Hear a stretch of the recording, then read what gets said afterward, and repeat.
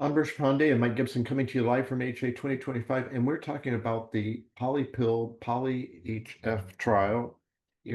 So many of our patients out there are taking so many medicines, and it really kind of, in my mind, it really may minimize their adherence. So I've always thought a polypill strategy would be a great idea. So talk to us a little bit about what you did and what you found. Yeah, thank you, Mike, and really delighted to be here talking about our Polypill trial in heart failure. And as you know, the use of evidence-based medical therapies in heart failure, particularly heart failure with reduced ejection fraction, has been low. And some of this is related to non-adherence, the high number of medications that these patients take. We have at least five medicines that are guideline recommended as class one, and So if we had one pillar instead of five pillars of care, it'd be a lot better, right? yeah. But I think that all adds to the patient burden. And also there's an inertia from providers when they have to uptitrate five medicines and make changes and start, it takes a lot more time. And we know from emerging evidence that the sooner we can get these patients on these therapies, the better it is. So our Polypill trial was intended to address all some of these challenges related to provider inertia, related to patient adherence. And the polypill concept is not new. It has been tested in atherosclerotic cardiovascular disease. The SECURE trial showed benefits in patients following MI and who have existing coronary artery disease. But for heart failure, this subject has not been broached with the polypill concept.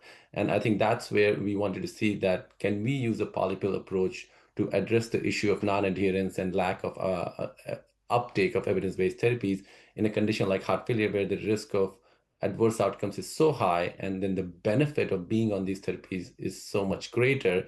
And that's where the our study originated, and we conceptualized it and got funded by NIH and conducted the study. Great. How many patients? How many different combinations of polypills? That's what I'm interested in understanding. And tell me about the design. Yeah, so I think as these are great questions. So we enrolled 212 patients in our study, and the patients were randomized to a polypill arm versus usual care. And it was an enhanced usual care, actually, where we actively try to up-titrate the medications and get them on evidence-based therapies sooner. And what the polypill approach included was an encapsulation-based polypill model. So this is not a model of breaking down the medicines and creating a new pill, but it is more like a encapsulation of existing pills into one capsule that is the heart failure polypill. So we included three of the four major guideline recommended pillars of heart failure therapies. We had SGLT2 inhibitor, spironolactone, and multiple dosages of beta blocker. And based on existing literature, the biggest return on investment from dose up titration is for beta blocker. So we had a range from 25 to 150 mgs of metoprolol XL. The spironolactone was at 12.5, and SGLT2 inhibitor was empagliflozin at 10. And we kept the ACE inhibitor ARNI outside because we wanted most patients to be on ARNIs, and they are twice a day. So we wanted the polypill to be once a day. So that's why ARNIs were not included in the polypill. Got it. Got it. And what did you find? So the primary outcome of our study was MRI-based LV ejection fraction improvement. So we did MRIs at baseline and then 6-month follow-up. And as secondary outcome, we looked at win ratio of a hierarchical composite endpoint, including heart failure hospitalization, quality of life, improvement, mortality as well, and improvement in EF and adherence. Then other secondary outcomes were quality of life by itself and burden of heart failure hospitalization or ED visits. And we also looked at adherence by therapeutic drug monitoring, testing for blood levels of the medicines, two of the medicines that we had available, HPLC-based serum blood level test available, metoprolol Wow. and spironolactone. Wow. So we really That's wanted better to than a pill count. That's yeah, amazing. we really wanted to get the definitive proof that it improves adherence, and that's where Hmm. testing was really valuable. So what we saw in our studies that after 6 months of follow-up, patients in the polypill arm had a significantly higher ejection fraction on follow-up with an absolute percentage point difference of 3.6% in the polypill in the favor of polypill arm. Both arms improved their EF, but the polypill arm improved more compared to the usual care. We saw a significant difference in quality of life as well, around 9-point difference in quality of life between the polypill and the usual care. We also saw a significant difference in rates of heart failure hospitalization or ED visits as a combination, as a composite endpoint. And it was like 60% lower in the Polypill arm compared to Wow. usual care arm. And then we saw a four-fold difference in adherence. So the odds ratio for in favor of Polypill was 4.0, I think, for adherence to any to greater adherence in a categorical fashion based on serum drug levels of spironolactone and metoprolol. So overall, the totality of the evidence suggests that use of Polypill was associated with greater adherence, more uptake, and associated greater biological benefits in terms of improvement in ejection fraction, greater quality of life, and lower burden of heart failure hospitalization or ED visits compared to an enhanced usual care.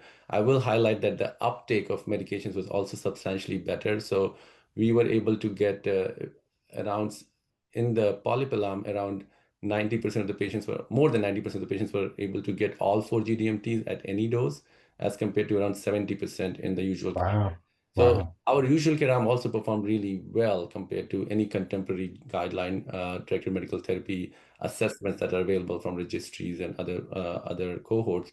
So we did see that compared to a really high performing usual care, Polypill was able to demonstrate much better clinical outcomes as well as adherence.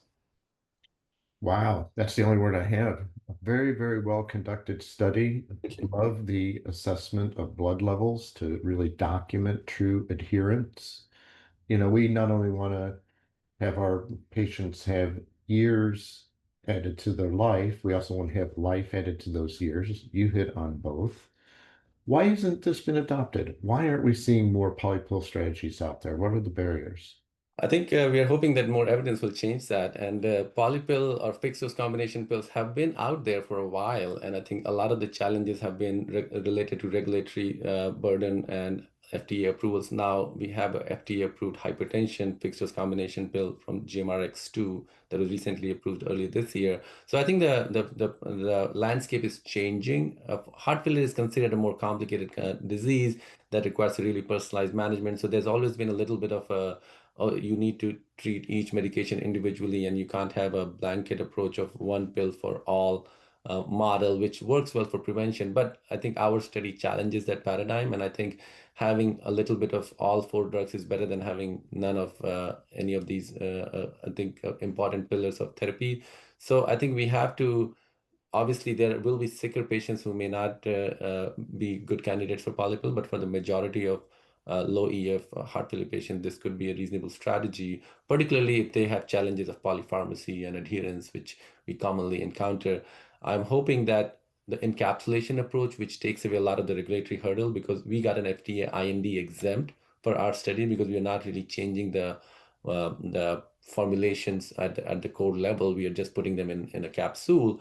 So that can be done at a pharmacy level. So we had a local pharmacy create the encapsulation-based polypill. So I think any pharmacy with the encapsulation, I think machine can do this. So I think it takes away the onus from industry to actually put it on the health systems and pharmacies to really implement it. And you can do it for any other, I think, condition as well. And we are testing it for ACS and diabetes and other conditions too. Wow. Well, congratulations, Ambrish. I'm so proud of you. This is the kind of work we need to move the field forward. Very, very carefully done, very high quality. We really got to get people on all those quote pillars of care, but the fewer pillars we have, the more successful we'll be. Thanks for joining us, and thanks to all of you for joining us here live from AHA 2025. Thanks, Mike.